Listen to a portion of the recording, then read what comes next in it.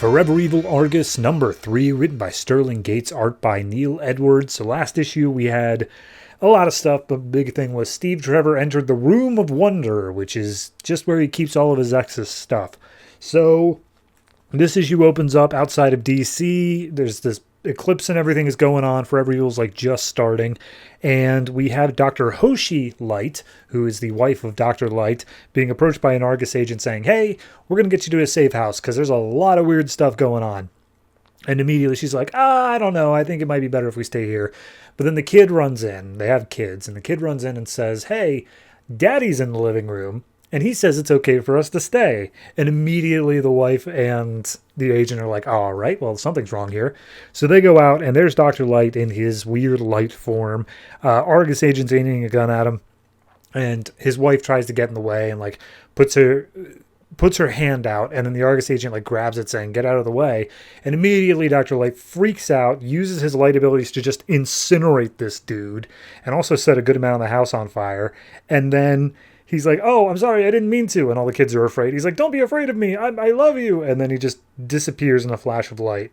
So then we flash back to 5 years ago, and we get Steve Trevor and Wonder Woman fighting against something called the Calcotoroi, which apparently interrupted their date night. So they're in all fancy dresses. They fight this thing. And as they take it down, Steve's like, look, hey, the thing I wanted to talk to you about tonight is I've been put in charge of this thing called A.R.G.U.S, and we're going to be like working with you as the Justice League. That's a whole thing now.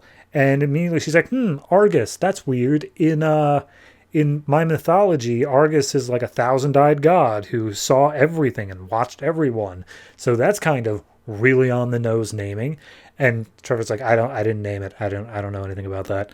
So at that point, Wonder Woman turns around, leaps at him, and it turns out that she's one of like the weird sisters. They have different names, but the Morai is what they call them here. And turns out this is actually just a memory that's being drained out of Steve Trevor because he has summoned the Morai, and he's trying to get them to like do a deal with them, but he still owes them for something else. So they suck out this particular memory and then say, oh, that's good. You cared about her so much. And then like she didn't see eye to eye with you on the whole Argus thing. Oh, God, so much emotion there. We love feeding on emotions. And Steve's immediately like, okay, look, here's the thing. I don't remember what you're talking about anymore. I don't care. So can we get a deal or what? And they're just like, okay, well, what do you want to offer us? And he's like, you know what I'll offer you. And we never actually get the full up and up on what exactly he's offering, but apparently it's a lot. And just like, oh, okay, so what is it you're looking for? And he's like, well, I want to know how to save Diana, and I guess the rest of the Justice League too. And they show him a mirror and show that all of the Justice League is currently being kept inside of Firestorm. And he's just like, what? That doesn't help. I don't know where Firestorm is. I don't know how to get them out. That's not upholding your end of the deal. And the two of the sisters are like, tough luck. Like we're pulling a genie on you. You should have been more specific. But then one of them's like, okay, hold on. He is offering like a lot up to us. So what we will, and he says that, you know, it's something to do with Diana and his heart and whatnot. So she says, okay, we're gonna make you a deal. We're going to give you a little bit of help along in your journey. So they teleport him out and send him to a cabin out in the middle of nowhere where there's a lake nearby, and he recognizes what it is, and he says Stein and implies, oh, this is the guy who helped make Firestorm. He's the one in charge of the Firestorm protocols. So all he has is a sword that he picked up when he was in the Room of Wonder. No guns or anything like that. And he walks inside the cabin. The door's left open. And inside he sees Killer Frost in there threatening Professor Stein. So at that point, Killer Frost launches an attack against Steve. Steve has no idea what's special about the sword. And as soon as he gets hit by a icicle, it immediately shoots into flames, and he's like, oh, right, it's a special sword that fights against ice with fire. So he comes in and starts attacking Killer Frost.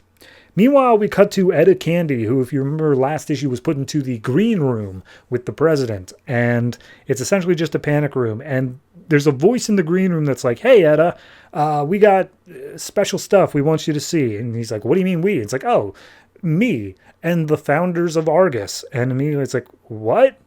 What are you talking about? And then all of a sudden a magic door appears and Etta steps inside. So apparently whoever's the narrator of the green room has something going on with him. So a fight continues on between Steve and Killer Frost. Looks like Killer Frost has the upper hand and is about to kill her until Professor Stein steps out of his cabin with a shotgun and shoots her right in the chest. And she's like, "Oh my God, you shot me." And he's like, "Yeah, and I'll shoot you in the head too. Back off." So at that point, Trevor says, like, "Hey, look, here's the thing. I need your help. Firestorm's out there, and we have to take care of him because the Justice League's with him." And immediately Killer Frost is like, "Oh, hey, Firestorm's alive? That's literally the whole reason I was here. I just wanted another Firestorm because I thought the original was dead. So I'm on your side now." So they map out a plan, and essentially it's Martin Stein is just giving the full explanation to the audience. The Firestorm protocol is meant to work with two people. If there are like 25 people inside a Firestorm right now, what is going to end up happening is he will die, explode, and essentially restart the universe in a new Big Bang. Not necessarily in that order. So Trevor's like, all right, well, that's an issue. Meanwhile, we cut to Firestorm, more specifically Ronnie, whose like floating head is just looking over his body. And Deathstorm walks in and is just like, "Hey, man, I can see you. We run off the same thing. So here's what's going to happen. You're going to teach me how to make kryptonite, or else I'm going to kill you inside your own body." So then we cut to LA, and there's some mysterious figures who are told they should be waiting here for Dr. Light to appear. Their readings say he's going to pop out here. All of a sudden he does. They use some sort of gun, I guess. It looks like a cotton candy gun that manages to pull down Dr. Light, and it's just like, "Hey, Dr. Light, you're hurt, you're not stable, we can help you out, and we know that you don't like what Argus did with you, so we can reunite you with your family and get you revenge against Argus." And immediately Dr. Light's like, "Okay, but who are you?" And they reveal themselves as the Crimson Men, which seem to be like Nazis. They look like Nazis. So that's the issue, saying, "And we'd like you to help us change this world." Solid, fine, good. I'm not that upset about it. This definitely felt more like okay, we've set up all the mysteries. Now we're finally just going to start taking steps forward here. We've established Dr. Light's working with someone now. We've established that Trevor, Stein, and Killer Frost are off doing their thing now. Eda's still a bit of a mystery, but that'll end up being something. All of it's just moving forward at a nice steady pace. I wouldn't say anything crazy happened to this issue, but we're getting there. So overall, I think this one is probably a 7. It's a fine issue, just not stand out in any meaningful capacity, but never really expected that out of this book, so whatever.